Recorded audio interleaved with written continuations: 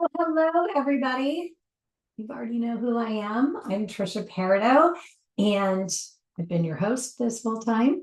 Anyway, this is the segment where I want to share with you a big journey. And it's a big journey that's going to shift the way that you feel, the way that you think, the way that you show up in your life. So, hopefully, you are here ready to begin mastering your emotional intelligence and breaking free from those things that are holding you down. Today, we're going to dive into 3 pillars of my practice and probably some more. And I have lots of notes here in front of me. So hopefully you've printed out that downloadable sheet that's below, or at least have a notepad and paper in front of you, because what I'm about to give you is pieces, critical pieces of what I've been serving clients with for over a decade and have been receiving well over 95% life satisfaction rates in their transitions, in their transformations. And I'm here to tell you, like, seriously, these are practical, no BS strategies that will change the way that you operate emotionally, mentally, and even physically. So we're going to dive in. And like I said, I'm going to try to keep this in that 30-minute time period that we've been trying to be consistent with, so that we can keep your attention, right? So I'm going to kick things off with self-reliance. But before we do that, you're going to see on the sheet an opportunity to download a self-assessment tool. And I want to invite you to do that, because it is really important, especially when you're looking to lean into self-reliance, that you get to know yourself at a level deeper than you've ever considered before, which means breaking down some primary categories of your life and really looking at and allowing yourself to see how you're really functioning there. And so that means, your intellectual health, your emotional health, your social health, your spiritual health, your environmental health, and of course, your physical health. But you have to know how you're connected with that on a cognitive, emotional, physical, spiritual level. So going through that self-assessment is going to serve you immensely. So self-reliance isn't about shutting people out or thinking that you've got to do it all on your own. It's not that at all. In fact, and I apologize, my phone is beeping. It's not about that at all, okay? It's about owning your power and realizing that everything you need to handle life is already inside of you. So right now, like right this very minute, I want you to think, where do you rely on external sources? And so this is anything outside of you that you rely on to bring you comfort, to bring you peace, joy, relief, perhaps even validation or strength.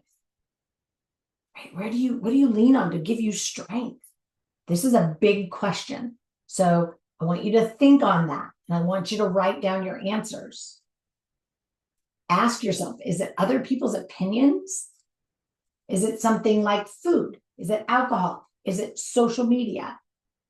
Here's the deal. You have to be willing to be honest with yourself. If you aren't, none of this is all going to fall flat for you. So you want to write it down.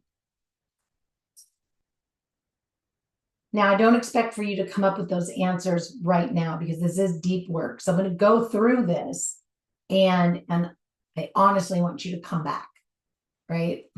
I want you to come back. I want you to listen again, or I want you to just sit with the notes that you're taking, or the reflection sheet below. So, because here's the thing, those things that I just asked you to think about and to be honest about and to write down, they're robbing you of your true strength. Because when you rely on something, anything, or someone else, right, to make you feel better, you're in fact giving away all of your power. So imagine, what would it feel like to take that power back, or to even create it, because perhaps you've never had it. And believe me, most of the clients I work with, like their power was robbed way back in the day, and it was innocent. Nobody knew. The parents didn't understand not to, utilize external rewards. In fact, school systems do it. And sorry, my dog's gonna be, he's just trying to get comfortable. So we take our kids to the doctors, they get a shot, they get a lollipop. It's external reward. They fall down, scrape their knee, we give them a lollipop or a popsicle.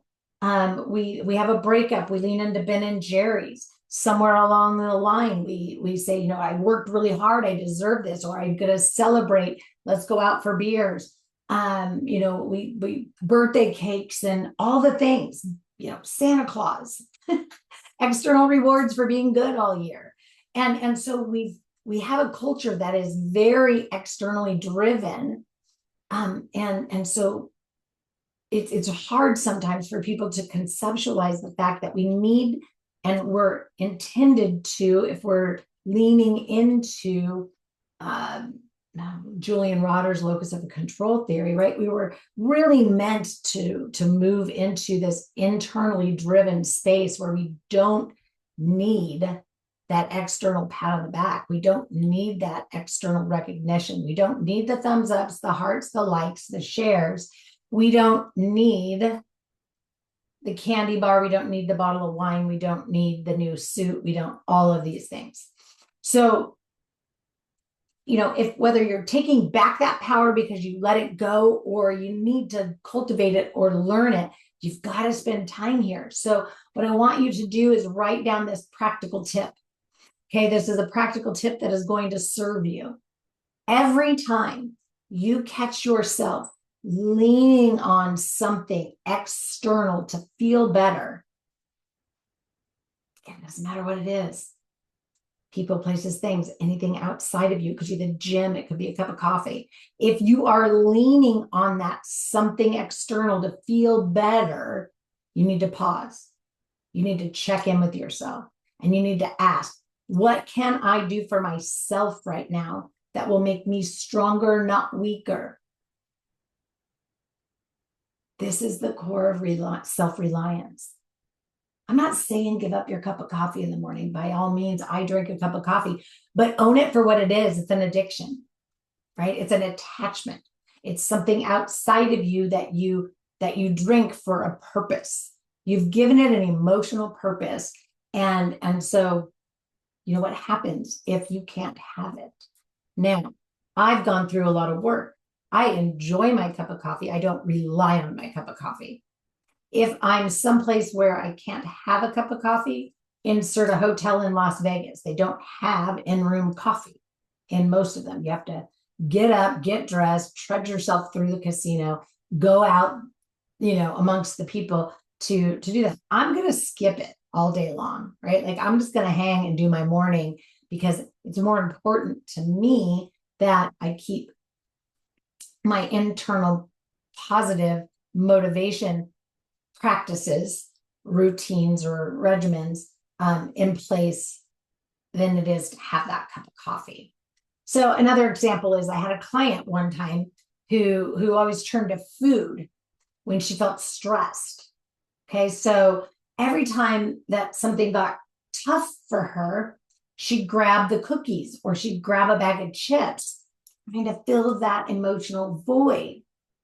And so once she started practicing self-reliance, she learned to pause and ask herself, what do I actually need right now? What emotional purpose am I assigning to this thing outside of me? And of course, we have some very proprietary methods that we learn and we fold into our lives when we're in the full practice. So I'm giving you a condensed or fast action tool here But, when she incorporated this into her life, most of the time, it wasn't food that she needed. It was peace. It was a break. It was a conversation that she was needing, wanting, or, longing for. It was, I need to slow down. I need to check in with myself. So that's the power of tuning into yourself. Okay, so we've got the second pillar, just insight and awareness. So let's talk about that. What does that mean? What does that represent to you? Because this is where a lot of people get tripped up, because life comes at us really fast. Am I right? There's stress, there's pressure, there's arguments. And before you know it, you're reacting. Boom, there goes all of your control. But here's the thing. You can't control what life throws at you, but you can absolutely control how you respond, not react, to it. And that's where emotional intelligence really shines. It's about cultivating the ability to see your emotions. Yeah, see them. They're a picture on the wall across from you. Cultivate the ability to actually see them as clear as you see the things in front of your face. To have the wherewithal to acknowledge them and choose how you respond, which means opting for how you would prefer to see yourself in that situation. How do I want to see myself arrive right here, right now, in this moment? How do I want to experience what's coming at me? And how do I want this environment that I'm in to receive me? Big deal. And we'll touch more on that a little bit later. So another little exercise you can do is, think of that situation or a situation that you're in your life right now, where you tend to react without thinking. Maybe it's when someone cuts you off in traffic, lay on the horn, flip a bird, race up and cut them off afterwards, whatever that is. Or maybe it's your partner says something snarky. Take a moment and picture it. Now, what if instead of your reacting, right? Instead of that reacting, what if you paused? What if you gave yourself space to choose how you show up, how you respond, what your next action is? What, again, how do I want to see myself? And how do I want to be received? That's the difference between someone who's ruled by their emotions and someone who's in control. So that's the difference for those of you who understand this, right? We have our emotional mind, we have our logical, rational mind, but then we have, right, that greater space that we're what emerges from it is just incredible. And that's our intuitiveness, our intuitive wise mind.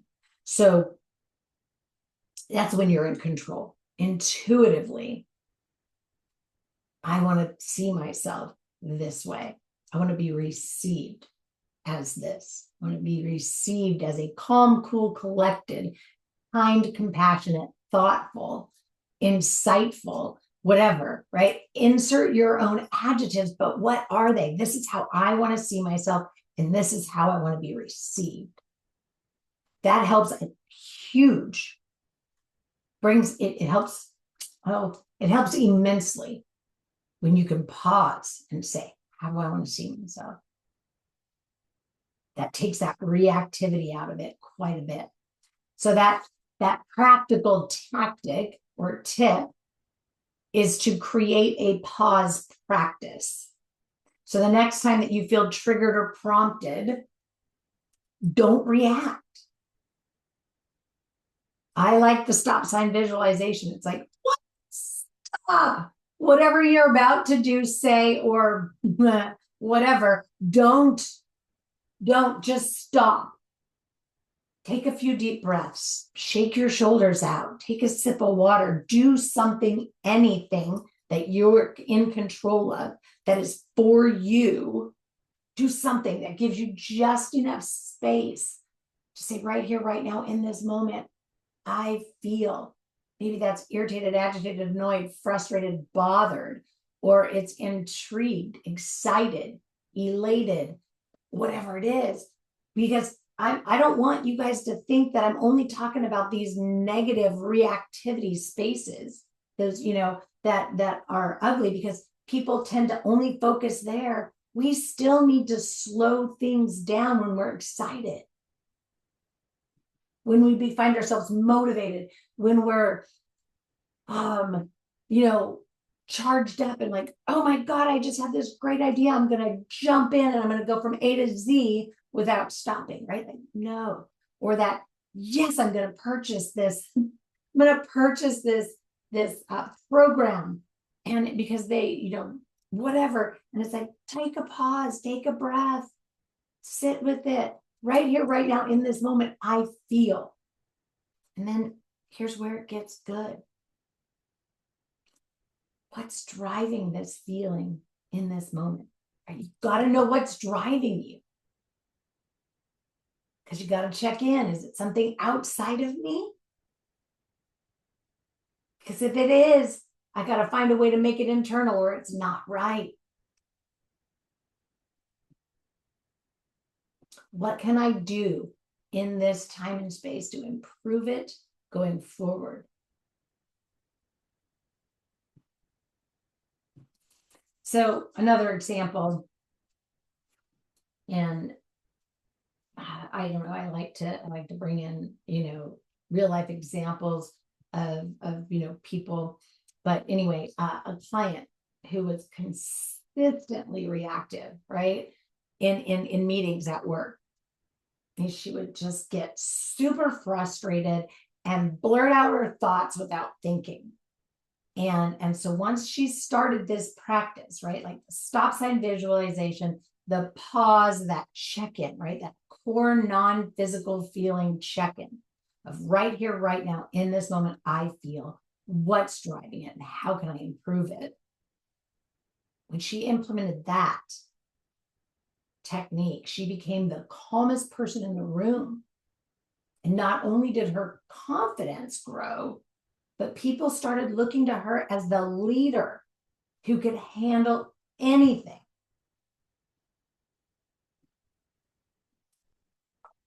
So think about that. Here's pillar 3. And it's truly critical. And that's honoring yourself and others. So let's get really real for a second. I'm going to ask you to toss out everything you know about boundaries. It's something that people struggle with anyway, so why not relearn them? Right? Because why do people struggle with them? They struggle with them with their family. They struggle with them with friends. They struggle with them at work. They're always saying, I let people cross my boundaries. And I do this because I don't want to deal with the discomfort of saying no or standing up for myself. And here's the truth. One, they have a poor concept of what a boundary really is. And what they're really in is that external locus of control we started talking about a bit ago, because they're letting things outside of them have the power to change the way they think, feel, believe, act, right? They're letting people drain their energy. So let's look at boundaries this way. And I'm going to give you something else, right? Like not even on my sheet to share with you this concept, but we're going to go into it anyway. Boundaries in our work, in my practice, are a filtration system. Okay. So it's a 4-part filtration system. So you have your external, it filters out, it filters what you allow in. So in other words, you're in complete control. Like I see whatever this is, this external thing out there in the world, this other person, whatever it is, words coming my way. I see them coming, and I'm only going to let in those things that have to do with me, right? That are for me and about me. And then we have our internal boundary, which is your protection for you first and foremost, but also your protection for the recipient of what you're going to send back out, right? It's going to filter. But before you even do that, you've got your emotional, or your temporal is what we actually call it, your temporal boundary, which is a filtration system that's going to, really work on that emotional space, keeping those negative ones out and keeping the self-reliant, because I'm not going to call them all, positive, negative, whatever, because, it's life. We are going to have all of these things. But we can choose to experience the negative from an emotional space that isn't negative, right? Like when I lost my mother, it was hurtful, it was painful, but you know what? It's a natural part of life. And anyway, I'm not going to go into that. So we have our external, our temporal, emotional, our internal boundary that filters, how we show up. How do I want to see myself experiencing living? And also, how do I want to be received out in the world? And that's what we send back out. Now, there's a wonderful 4th boundary that I was telling you about, that physical filter, right? That's your environments. So it's people, places, things. It's not just your physical body, but it's also your physical body. So this is what helps you, filter the environment, because, some people, environments are big and scary. If we have social anxiety, some environments are, well, they're sketchy at best, right? So we have to be on alert. So this system works together. Now, of course, you have to learn how to utilize it, but and it takes time, and it's a craft, and it's a deep learning, but you can. So you have this filtration system, and then what most people think of when they think of boundaries is what we back it with. We back it with limits and limitations. So if you look up by definition in the dictionary, when most people are describing boundaries, they're actually talking about what would be limits and limitations. Boundaries is something that you would put around, put around your goats, right? Like we put goats inside a boundary system while they eat. But if that boundary system was rigid, hard, and immovable, it wasn't bendable, flexible, pliable to meet their environment, those goats would starve. We need to be able to move it from here to over here. And over here, it may need to be shaped like a triangle. Over here, it might need to be shaped like a rectangle. Over here, a round circle. And so every environment needs a different bendable, flexible, pliable boundary system, but it can be backed by, right, those hard, fast stops, those limits, those limitations that we need to own for ourselves. They aren't the responsibility of others. Only we can handle it. So it's not other people are crossing our boundaries. It's our limits and limitations, and our filtrating system aren't, right? Like we're not honoring that. We have to honor that. It's our responsibility. So to give you an exercise, I want you to think of one place in your life where your boundary system, your boundaries, limits, and limitations are weak. Maybe that's with a friend who's always dumping their problems on you. Maybe it's at work where you're constantly taking on tasks that aren't even your responsibility.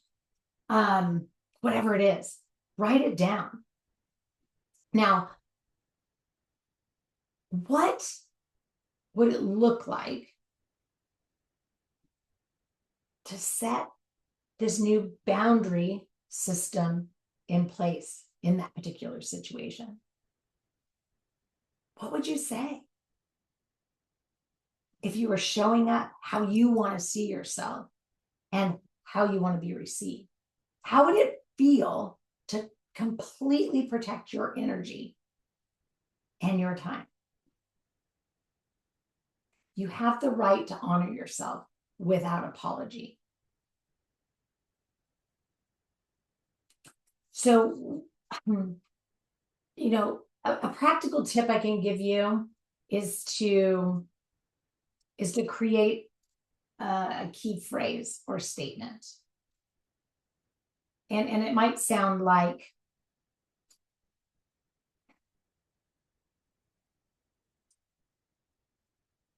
I don't, that sounds like fun for you. I'm going to pass, but thank you for the invitation. Please keep me in mind next time, right? Something like that. Or I understand where you're coming from, but this is where my limit is. So really, it doesn't have to be complicated. I understand where you're coming from, but this is where my limit is. Or just this is my limit. But it does have to be non-negotiable. Like just know. Anyway, again, it's a big practice. I'll give you another client scenario. She used to, let her family just walk all over her. She was the one everyone called when they needed something. And she always said yes, even when it drained her, even when she didn't have any time in her calendar, even when it meant giving up something important to herself that was for her. Even when it meant whatever it was, it didn't matter. After we worked on setting this clear filtration system, I taught her how to change, shift, and morph it for every situation, wherever she was, and back it by those limitations and to have those critical phrases. She started saying no without saying no. And guess what? Nobody fell apart. They actually started respecting her more because she was respecting herself first. So here's the deal. And I'd really hoped to go, deeper into some other things, but these are, 3 pillars that I know to be critical. But what I want you to hear is that, one, I've given you a tool, right? To get to know yourself at a level deeper than you would have ever considered before. Use it. Break things down. Learn about what you feel, hear, say, and believe. And understand where you're operating, emotional, logical, rational, or how can I get into that intuitive, wise mind? There's another tool. I believe it's actually in my free gift. And that one is a full self-assessment to help you know where you fall on that drive, like the external to the internal. I find that most people are hovering right there in the middle, and it's all very circumstantial of when, they rely on something outside of them, or when they allow something outside of them to manipulate their internal. And so it's a dance. But the self-assessment tool is going to at least give you an indication of where, and then, I'm always open to help you decipher the results of that. You just have to give me a reach out. Totally fine. But you got to know where your external factors are, what they look like. Then, incorporate the art of pause. I cannot tell you like how important and critical it is that our knee-jerk reactivity, which is in everything, it's in pushing the thumbs up, the like, the heart, typing whatever we, the verbal vomit. It's good, it's bad, it's indifferent, but there's a lot of knee-jerk reactivity. So if we could just cultivate that pause and abandon all reactivity, things are going to start changing immensely. The filtration system is critical to make those things happen. And this is where, I tell people that this is when the hard work starts to set in, right? That's when we have to lean in and get effective and do what works. And there's a whole lot of psychological skill sets and tactics that once we have these things, we can implement, and we can then show up for life and not get derailed by anything anymore. Even the hard stuff. That doesn't mean we don't feel, doesn't mean we don't have emotions, doesn't mean we go through life numb. It means that we experience, right? But in order to do that, we have to have certain critical things. We have to learn where we need to become mindful, where we need to become willing. We got to have true tactics of assertiveness. We've got to know how we're handling ourselves in any situation. Somebody should be able to walk up to you and say, hey, how are you handling yourself? And you know the answer. You've got it. Do you really hear? Do you really hear? Or are you putting your own thing on it? Everybody's got their own secret sauce to resolution, whether it's that internal conflict meshed in with the external or what. And so, we've got to get in and learn how to truly control all of our moments. And in order to do that, we have to be able to face being distressed. Our distractions have to be effective. Our self-soothing tactics needs to be internally reliant. We've got to know what our secrets are as individual beings to improving our experiences. We've got to know how to leave the pain behind and lead with a new lens, which means what? We've got to know how to identify and describe our emotions effectively. We can't walk around and say, I'm good, right? Or I'm fine. I'm fine is the most ambiguous answer that anybody can get. And I'm not going to even go into it, but we've got to have better descriptive words. We have become a whitewashed society or a broad brush society where, oh my goodness, terms just don't even have the depth of the true meaning anymore because they've been attached to so many things that don't even fit. And again, we've got to be able to observe and visualize letting things go. We've got to have self-regulation, right? We've got to reduce that vulnerability. So there's a lot of work that goes into this, but if you implement these 3 pillars that I've given you today, you're going to be in such a greater place. And if you're already in a high level of self-awareness, I bet you anything you have great, tremendous results. So anyway, I look forward to seeing you at the feedback call. Hopefully you've enjoyed my little presentation here today. I appreciate you being here. I appreciate you participating in this summit. Again, I look forward to hand delivering you your free gift packet. And with that said, have an amazing day.